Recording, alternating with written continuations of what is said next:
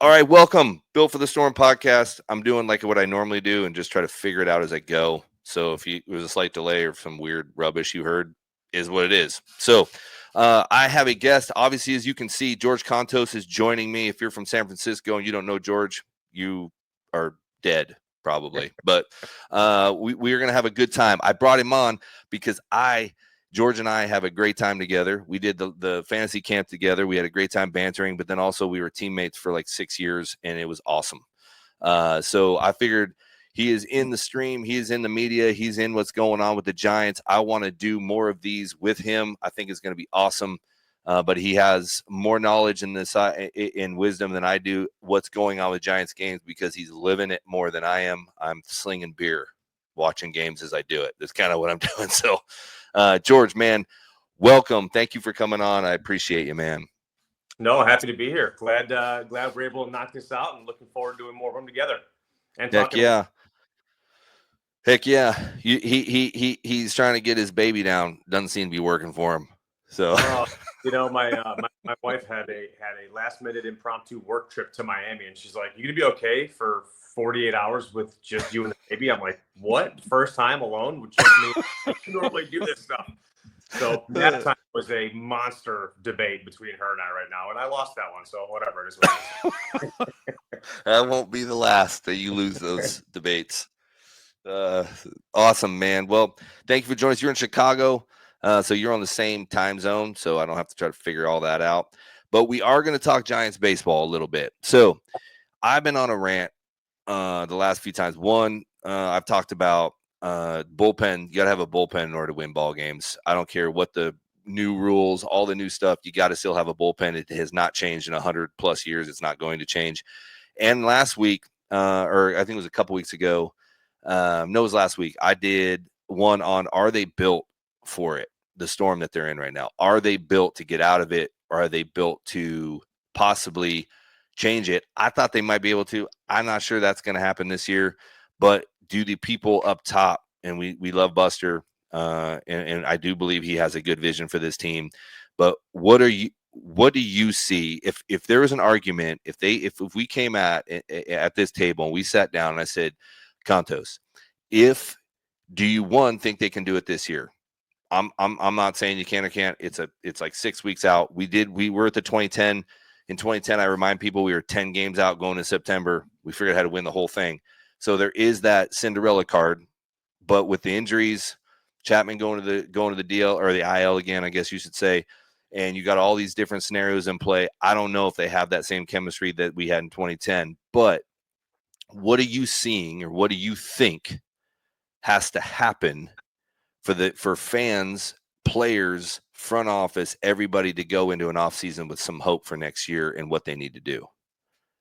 Man, it's crazy because the last 2 weeks have just been such a heavy downward spiral. And I mean, with the way that the team started and this team specifically has had so many ups and downs where they started hot, then they kind of scuffled a little bit. Then the pitching has been incredibly good for the majority of the season. Then everyone's like, where'd the offense go? So there's just so many things that hadn't quite been going their way. The last 2 weeks for me, though, have been incredibly telling. When you got a guy like Willie Adames even saying, like, I don't know what has happened to everyone's kind of attitude in this clubhouse the last couple of weeks with a guy whose attitude is perpetually really happy. That to me was really telling. And you got a bunch of incredible leaders in that clubhouse. Matty Chapman is an awesome leader. Willie Adames is a great leader. Logan Webb is the guy who played with guys we played with, and he knows exactly what winning baseball and Giants baseball is like. I thought the trade deadline was awfully kind of telling. Buster made a few moves that brought some pieces back, but he kept a lot of that core together. I think a good run, a good 8-2 week or 10 games, I think people are probably feeling a little bit different than right now. Obviously, anything can happen if you get in. You know that because of all the teams that you were on that won, and I was on 2 that we won the division in 12, and then we snuck in and did some great things in 14, obviously. Yep. Right now, when you're asking me, just with kind of how the vibe is and how the taste in everyone's mouth is, I'd say it's an incredible long shot. Yeah. One week of baseball, is if you go in and sweep the Padres this series, for example, and you got the Dodgers coming in town soon. So I think it's probably a long shot. Do I think that anything can happen if they can sneak in? They're not out of it in the wild card sense of it, but I don't know that this team, if they were to get there, has what it takes for the longevity of what October has to do with how they've been playing the last probably 3-4 weeks. Yeah, because I looked at the wild card. It's not that they're what 5 games out, but There are a lot of teams jumbled in there. that's the thing is there's Yeah. a lineup of Yeah. people that have to lose, man. So it's not like you're 5 games out where you have 2 teams to jump over. You got like 6. You know, a lot of people have to lose, and that's what is tough. Some people say, man, they're only 5 games out. They can still. It's not only 5 games out. It's 5 games out, and it's like 6 14. teams have to lose at the same time. So, Yeah. so it's a lot. It's a lot. You know, I think you control your own destiny with teams like Arizona, right? You're still going to have games against them. They're teams you should beat, and you know we've said this forever, right? You got to beat the teams that you're supposed to beat. But baseball's hard. That's why you play 62 freaking games throughout the course of a season, is because anybody can show up any day and make something happen. And you know, you're supposed to beat the Rockies. You're supposed to beat the Pirates and the teams that the White Sox and the Athletics.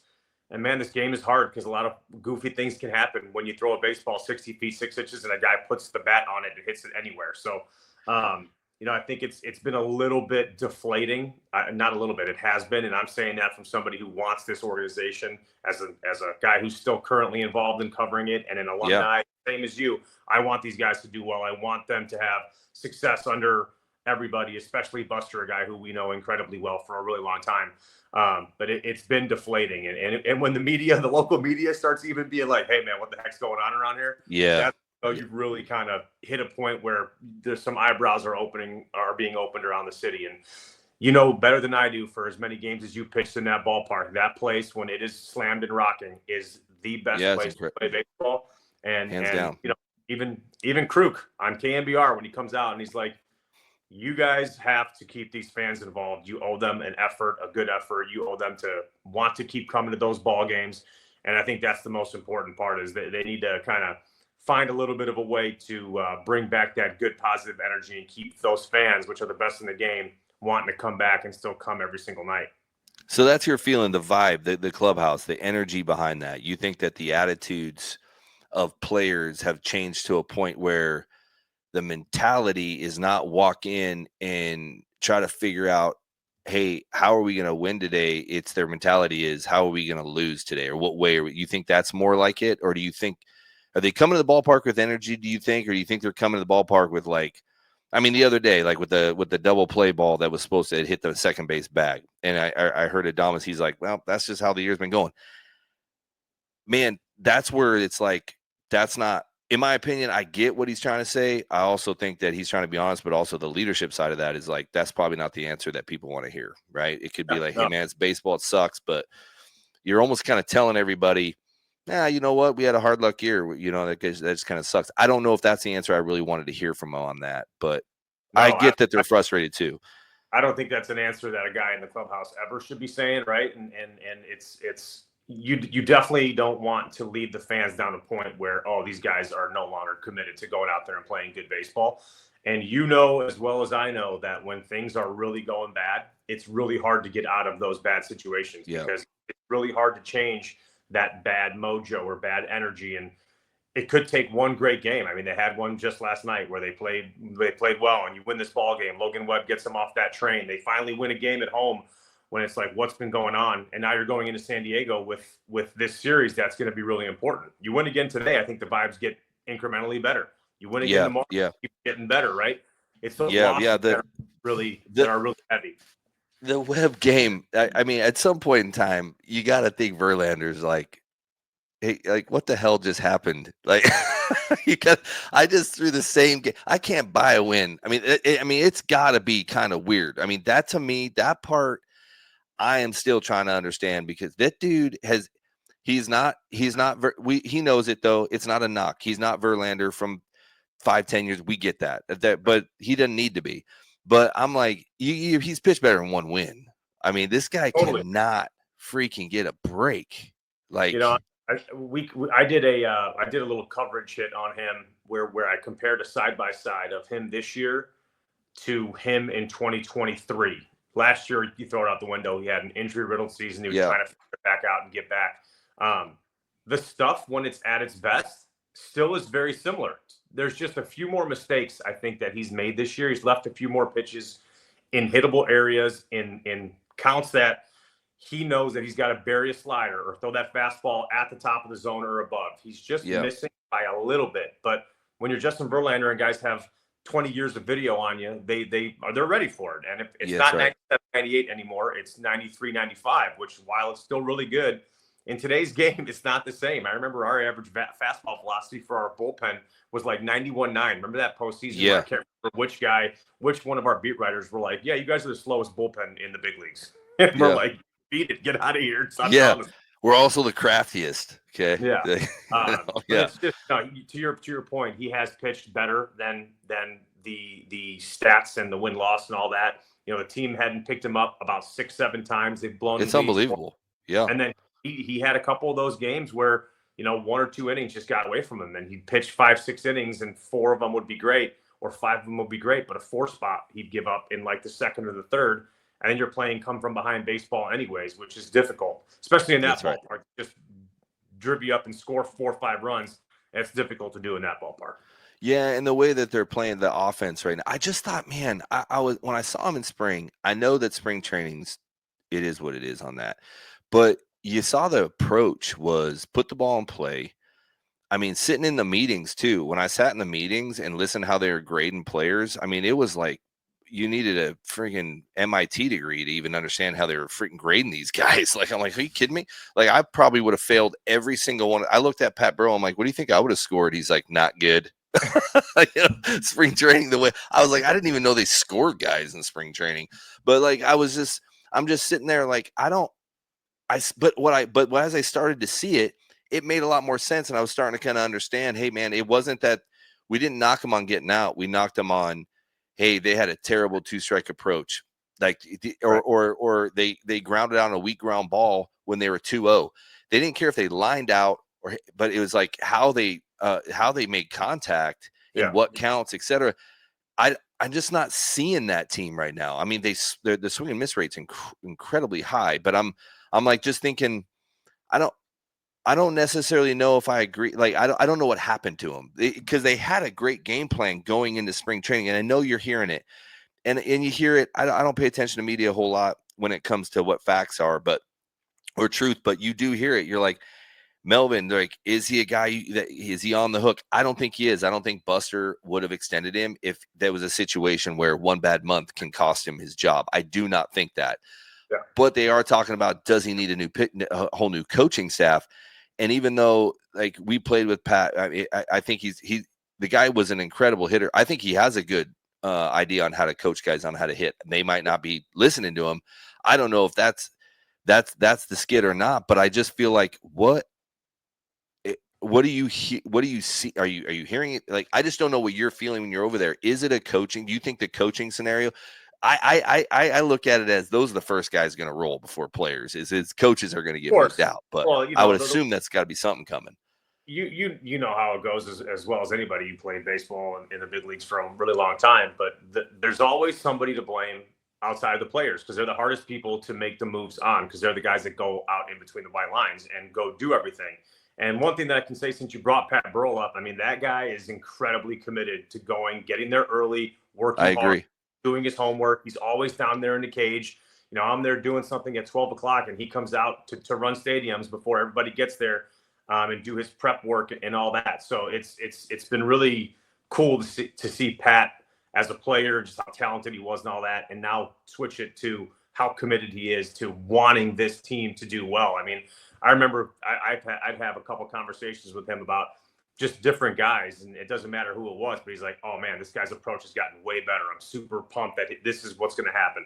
So he's incredibly committed. I mean, it'd be a shame if like something were to happen to Pat, for example. He's put the work in. He's done it really well. He's worked really hard at it. He's been incredibly committed. But again, sometimes things need to happen for the guys that are 1 through 26 on that ball club to realize, oh crap, we need to get this thing rolling again, because these are the things that happen in the game, which is a crappy part of it.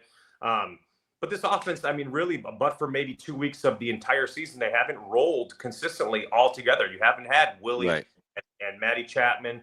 And, obviously Devers hasn't fully hit his stride yet. And that's a whole nother issue with him coming over here, with how everyone in the clubhouse actually really likes the guy. And the media has blown up how his exodus of Boston could it have affected here and this and that. And everything that I've heard about the guy is he's a really good teammate, and I've had a few conversations with him. I was at his press conference when he first got over there from Boston, when they were about to play Boston at home.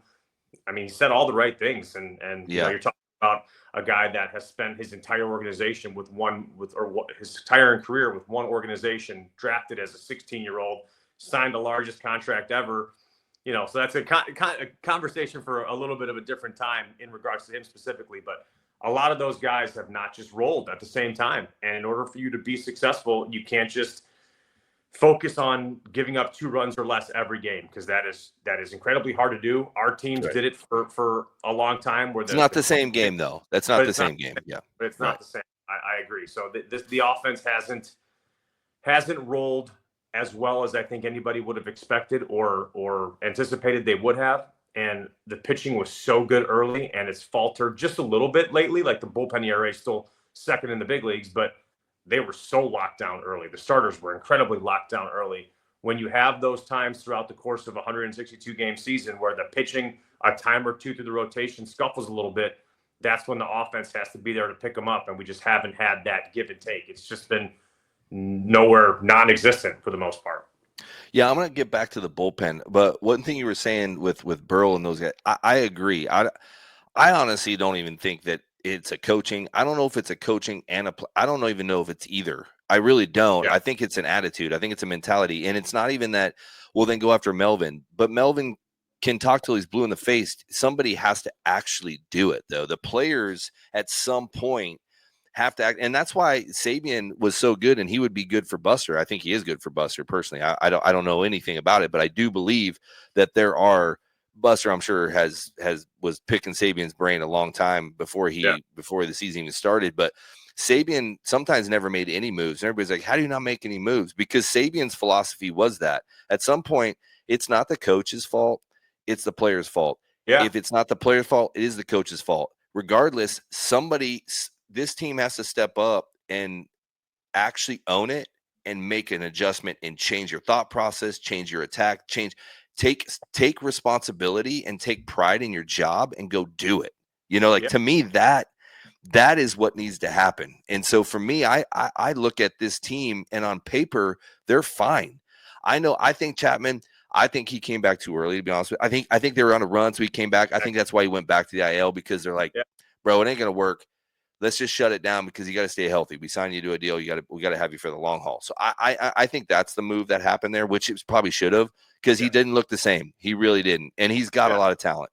So, and he's not protecting. You saw that too in all those press conferences where when everyone was asking, when's Chappie coming back? And Melvin's response was like, this guy's gnawing at the bit like a rabid dog to get back onto this roster to help this team, because that's the kind of leader he is.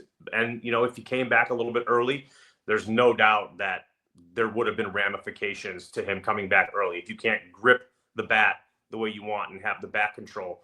But again, to your point, talking about saves, this is a really funny story that popped into my head. It was 2013. Remember, we got smoked by Cincinnati at home, and we got swept. And Saves came in and kicked everybody out of the weight room. He kicked everybody out of the training room. Yeah. And he shut the lights off, and he goes, "Y'all don't deserve to have any treatment. You don't deserve to have any weight room time. Go on, out of here." And we were all he locked the video room. Oh, he ripped the phone. I remember he ripped the phone off the wall.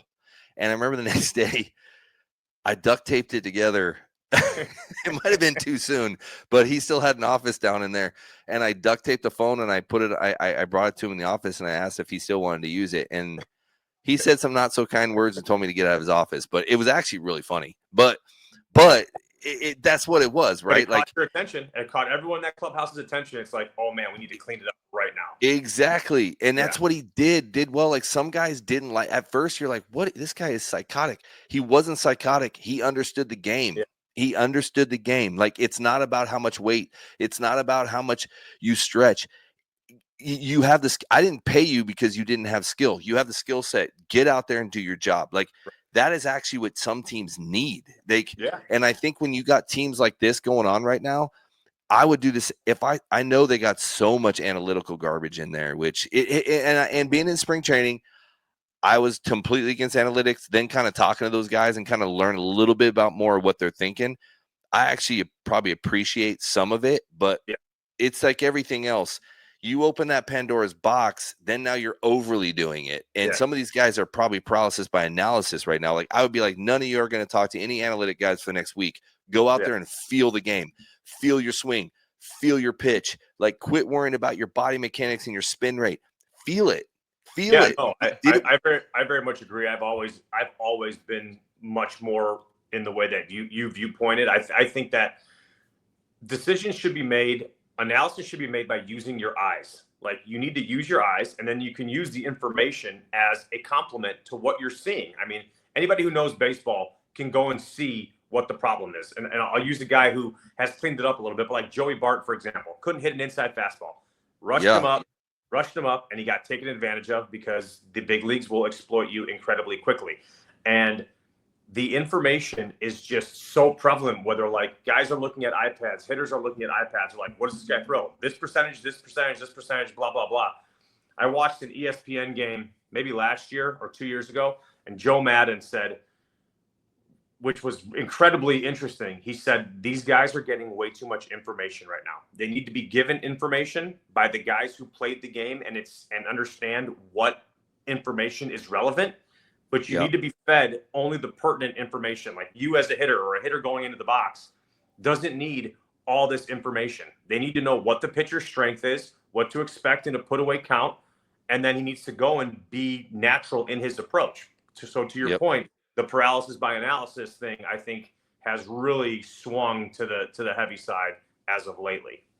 Yeah, because they look mechanical out there. When I watch them swing, like I mean, I like Bailey in spring training. I like him now. I don't know much about him. I'm just saying, if I were to see a guy swing, I'm like, he actually looks like he's overthinking stuff. I mean, literally overthinking everything and swinging at stuff he shouldn't swing at, taking stuff he should not be. I mean, the other night he threw, I think what, two, maybe I saw it wrong, but it looked like every 3-2 fastball. 3-2 fastball down the middle. Basically. He took them. Yeah. But he was looking to walk. He literally took his bat. He wasn't even looking to jack that ball. So he wasn't looking to drive it anywhere. He was looking to like walk. To me, that tells that can't happen. Way too much in their head and they're overthinking. 100%. Yeah. Yeah. Cause I mean, I'm like, what? So that, but back to the point on the trades.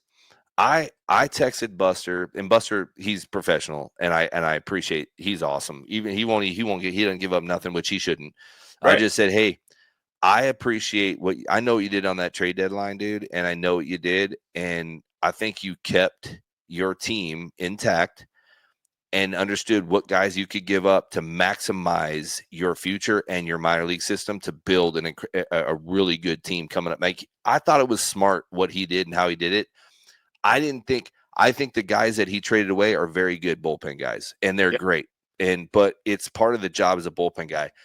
Being around as long as we were all around, probably not normal, to be honest with you. So that's going to be a normal thing, is to trade away big time relievers. But my only concern that I see is what you see a lot. Guys that can pitch the 7th and 8th can't always pitch the 9th. They think they can, but they can't always pitch the 9th. And so I don't like this Rodriguez kid. I think he's got a really, really, really good stuff. I'm just wondering, and it might be too early to tell, but he blew 2 saves out. You know, he's blown 2 now, I think. He's got a really, I mean, he's maybe just a really good 8th inning guy, or he's a closer. I don't know. What are you seeing him as, a closer, or what are you seeing him as? I really liked him. You know, in theory, when I was looking at this bullpen from a whole, I loved Camilo Doval coming in as your fireman guy, like your Andrew Miller with the Yankees when they were making their push for like a few years. You bring him in your most important 3 outs between the 6th, 7th, and 8th inning. You have your bona fide closer, and you have a guy that you know is going to be there, whoever it was going to be. Let's say Ryan Walker to start the year, even though he scuffled a little bit. the ninth, to your point, is a completely different animal. I mean, I only pitched a few ninths in those situations throughout my whole entire career, but you got to be a little wonky crazy to pitch the Yeah. ninth. Like there is Yep. a different level of your brain that you need to go to be a really good ninth inning guy for a long time.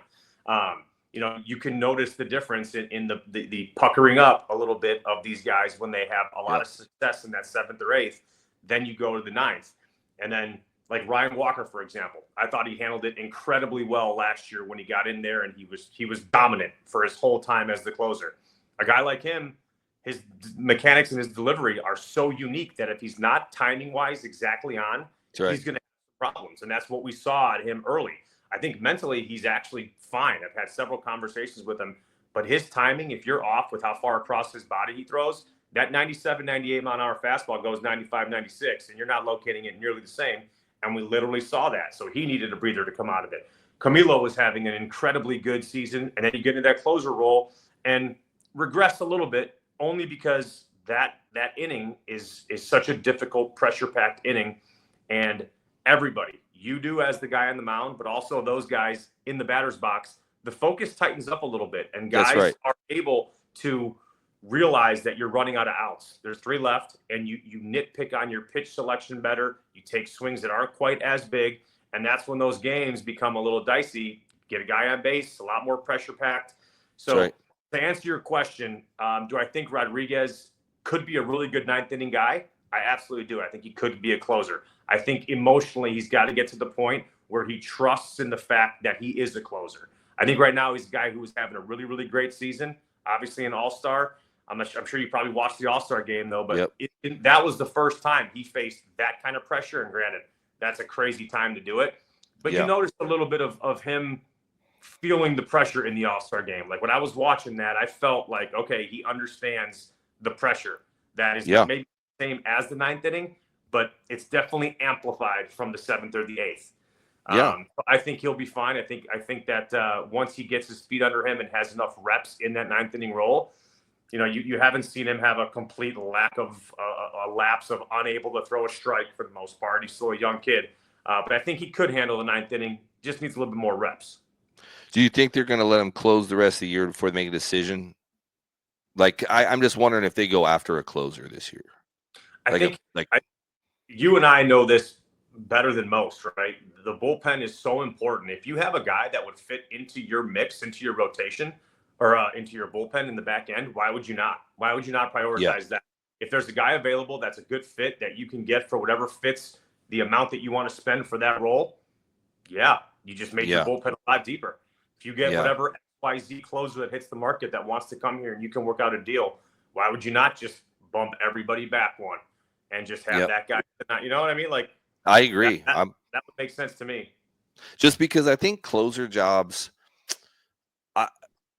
it goes one or the other. Either you let a guy develop into it because he earned the ability to have time to develop into it, or you go and get a guy that's earned the right because he's done it, and I know he's going to do it. I know what I'm getting. Like, you knew what you were going to get from John Smoltz. You knew what you were going to get from Mariano Rivera. Those guys hardly ever left. I mean, Hoffman and Rivera never left, because why would you ever let, like, I'm not going to replace that guy. Like, he's going to play until he's not going to play anymore. Like, that's our guy. And you're thinking about the 2 best ever to do it. Yeah, that's what I'm saying. Like, you will never, and think about, like you were saying, it's a weird, Hoffman's throwing 80 poo, dude. The guy, but he had an incredible changeup, but it takes something to be able to get those final 3 outs, and it's not always velocity. It's smart, it's pitching right. I mean, Rivera had one freaking pitch, but it was awesome. Like, it's like Romo throwing the slider every time, When you talk about, like, guys in and obviously you're a little older than me, but when you talk about guys in our whatever area, Kontos,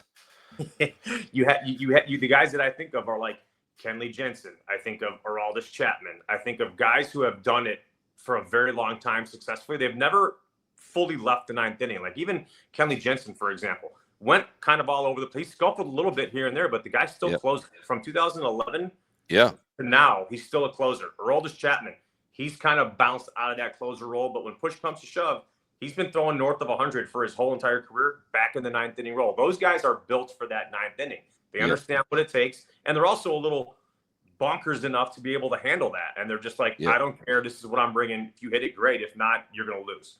And they Yep. all have that edge mentality.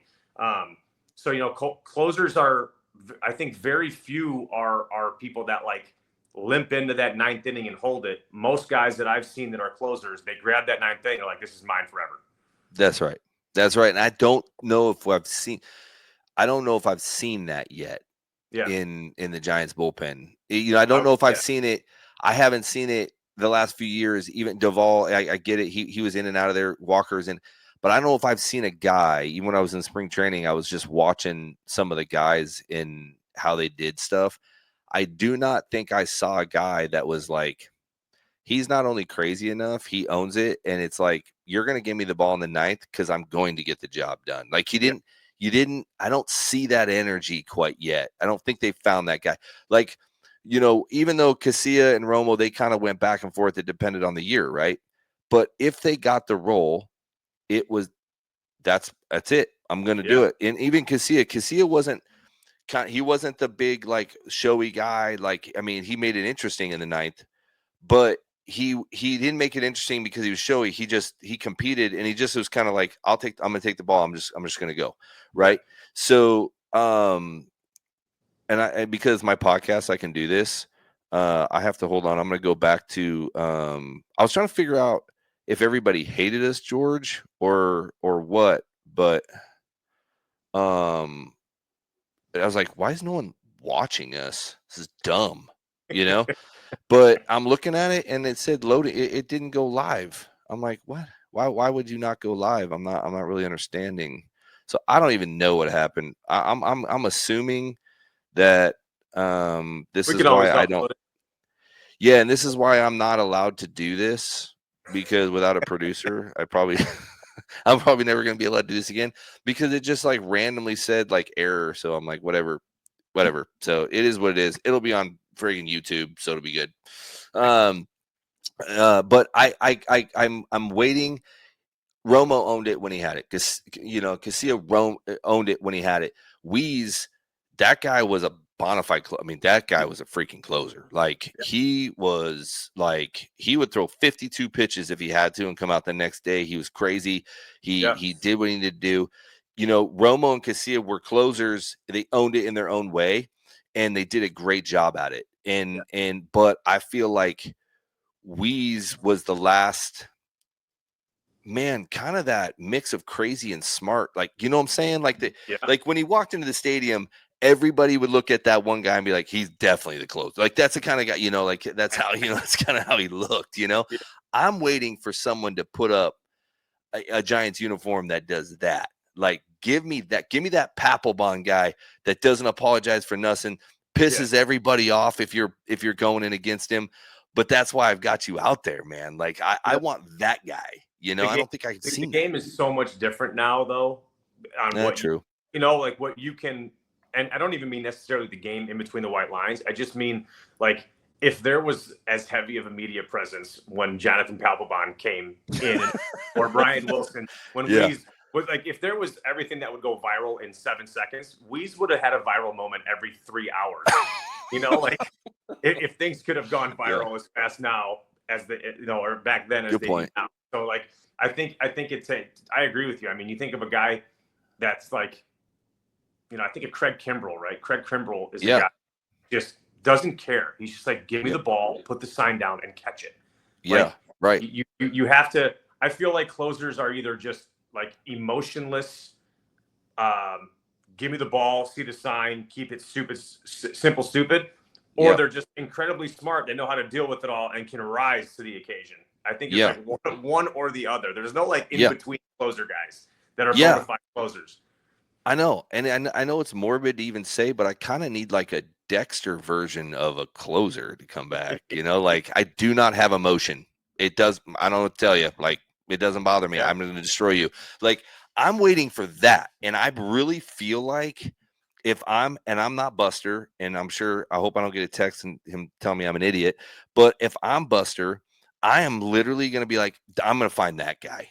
I really think I want to find that guy. Like, I want to find that guy, because those are the kind of guys for me that when a team is starting to struggle a little bit, he's the guy that everybody's like, he'll actually bring you out of it a little bit, Yeah. like because he has that personality, because those guys don't ever give into the emotion of the team. They're Right. never like, well, I'm down because everybody else is down. Those are the kind of guys that don't do that, Yeah. because that's not in their brain to do it. And I think you And need some we of had, those guys. even well, since you mentioned them, like I can think back on our teams. We had several of them. We had Hunter, Pete. Remember when Pete flipped the table in Yeah. game 4 at home against Kansas City in Yep. 2014. Pete flipped the table. We were all like, "Oh my god, Yeah. what is going?" Yeah. Like, came Yeah. out of nowhere, and he got all fired up. And obviously Hunter with his reverend stuff. But we had guys like Buster was always the quiet leader. He wasn't like a team meeting or rah rah fire up Right. guy. Crawford and Belt kind of were doing their own things, but we had those firecrackers that would do that. That's right. You'd have those guys that were not afraid to look at me. This is the direction we're going, and that would rise everybody up and bring everybody onto the same page. And I don't know if this team currently has somebody that's done that. Like there's a guy, Matt Chapman, who steps in between the white lines, and you could tell he's all business, and he will run That's to right. a wall, make a play or whatever. Then you see him in the clubhouse, and he walks around. He's got smiles on. He's great. I don't know if he's a table flip guy. Willie Adames doesn't seem like a table flip guy to me. Incredibly bubbly, awesome, energetic personality. Even when he was scuffling the first little bit of the year, he was top stepping everybody when everybody else was doing good things. That's a great teammate to have. That's somebody that you want to keep the vibes high. Who's the guy that's going to flip the table? That's right. I don't see Logan as being that guy. Logan's not a lead by example guy. He's a guy that will say something if he believes it. He's firm in what he believes and what's right and what's wrong. But who's the table flipper? Yeah. Like who's the Bumgarner? Like, honestly, like I think that I try not to live like, oh man, you should, because when we were playing, it was like, guys would come out and go, our team, you're like, oh, here we go, like our team. I don't try to live like that, but what I try to do is figure out what about what was the theme? Like, where's if I look at who's the Kane, like that's probably a Logan Webb for me, kind of a guy, just kind of straight does his thing. And then you got the Vogel song that's just like literally angry the entire time, like he just not like crazy, like Bumgarner angry, just like leave me alone, don't ever talk to me, I'm gonna kill you, type guy. And then you have Bum who's just out there like going on showdowns with freaking West and doing the fake draws and like snapping on a hitter for swinging too hard. Like, I think that was his demise in the end, personally, for Bum. I love him, but I think that kind of was, but that attitude right there, if he could have figured out how to keep that without getting too outside of it, there's a guy we're missing there too. Like that kind of guy for me, I want that attitude, because I really truly I tell high school kids this all the time. I said, man, you got to have a little bit of prick in you. Like when you go out there, you can be the nicest guy in the world, but you got to have a little bit, in you. And I'll be honest with you, with me, I was a guy that honestly, I was just trying not to make everybody laugh because I'd do something stupid on the mound, because I'd fall down. But I was kind of like, I'm also not happy to face you either. I want to get you out. I'm going to get you out. I'm going to be a little bit of a dick, right? So in between the white lines, there's that. I feel like every guy that is good for at least a fair amount of time. Once you step in between the white lines, you have to have that. And I think on the teams that we played on together, everybody for the most part had that side. You think of a guy like Joe Panic, who is one of the nicest humans on the planet. Joe Panic, if he got out, wanted to break someone's face with a bat.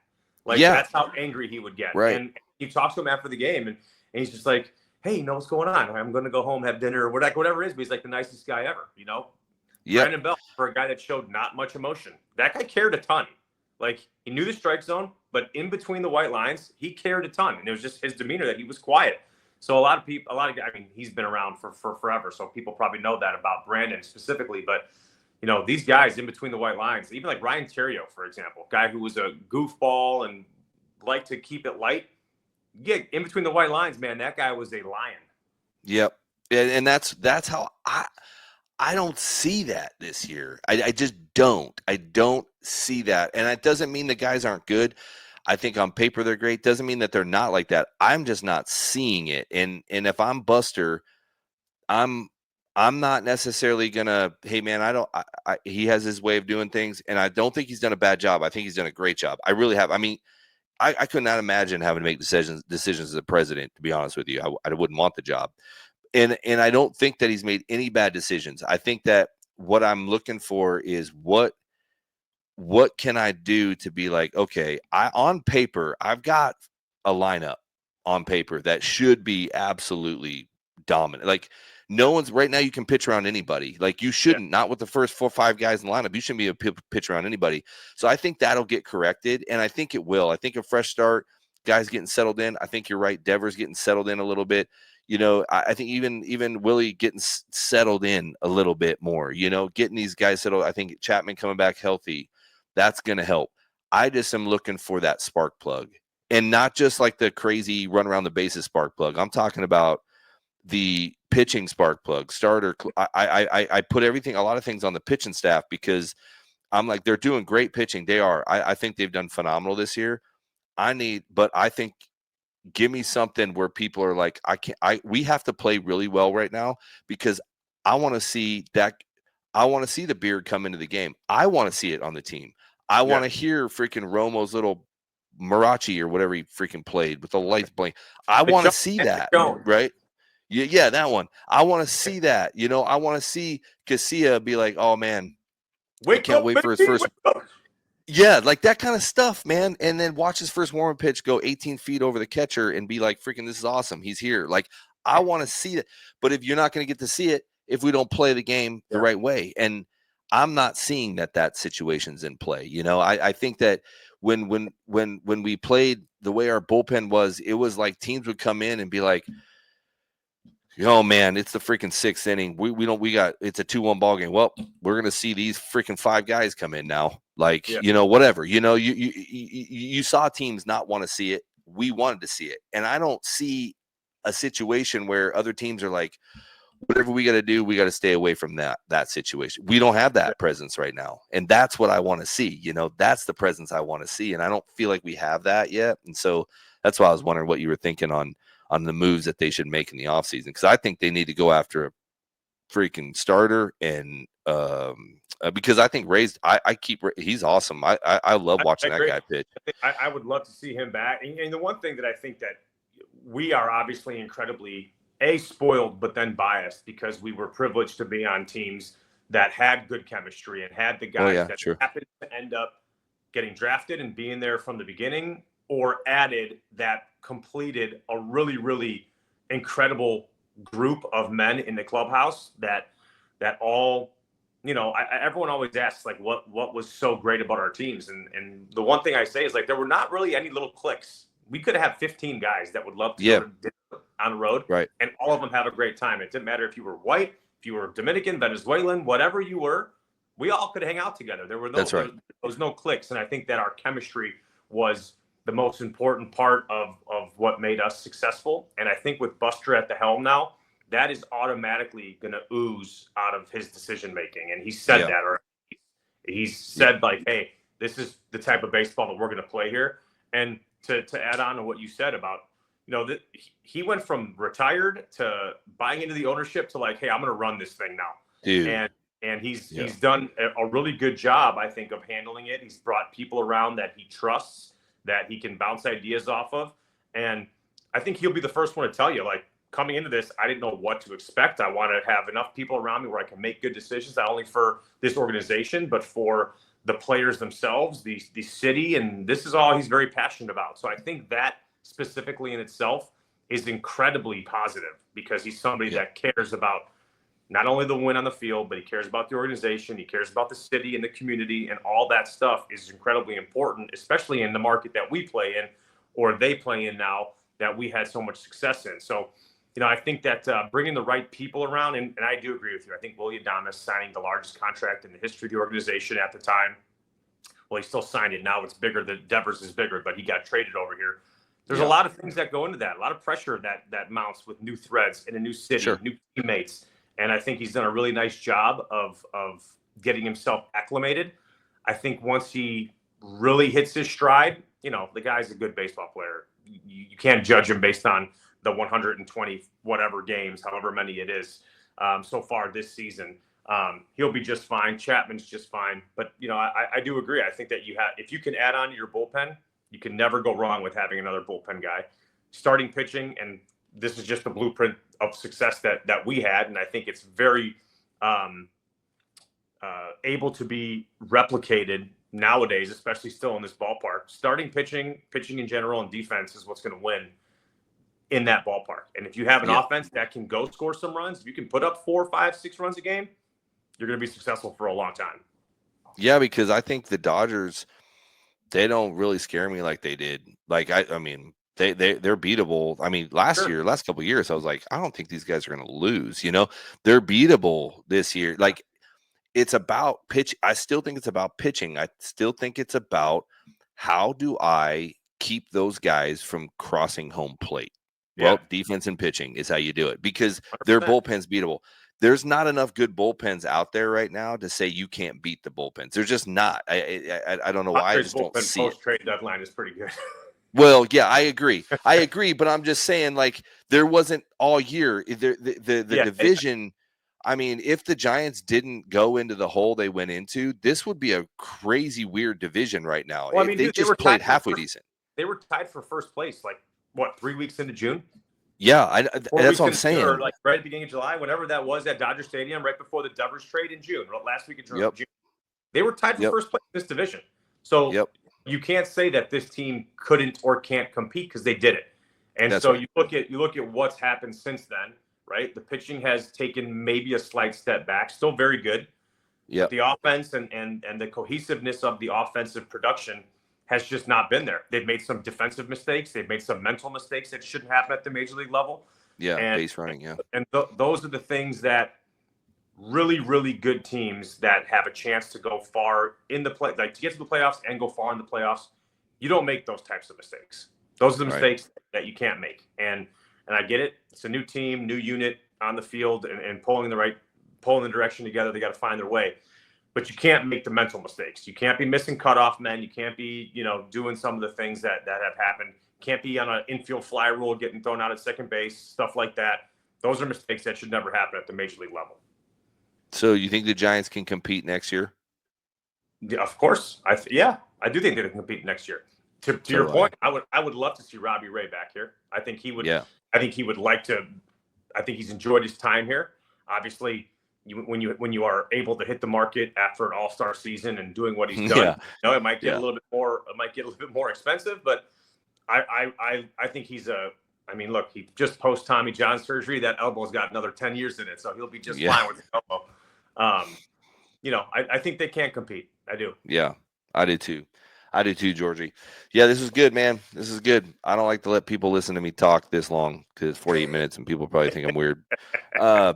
But man, thank you, man. This is awesome. I want to do this more with you. Jump on. We'll find up different topics to talk about, because I really like your insight, dude. It's good. Hang on after we get off here. I want to talk to you real quick. No, thank you if anybody joined. I actually think there's a glitch, because I ain't buying it. I think there's a lot more people. I kind of rent and checked just because I'm going to get yelled at for messing something up. But error. Yeah, but now it says there's people watching. Whatever. I don't. Sometimes there's a lot of comments. Sometimes maybe there's no comments because people are like, "You guys are super smart. We have nothing to say." But yes, we agree. So that's what I'm hoping. Or you guys produce you. I want to make you feel bad. That could happen. That could be too. People just like us too much. But thank you for coming on, man. I appreciate it. We'll have you back on quite a bit. This is awesome. So if you were watching, thank you for watching Built for the Storm podcast with me as the host, which is crazy, Jeremy Affeldt, and we will see you next time, or tune in next time, because it's going to be awesome. All right, guys. Thank you.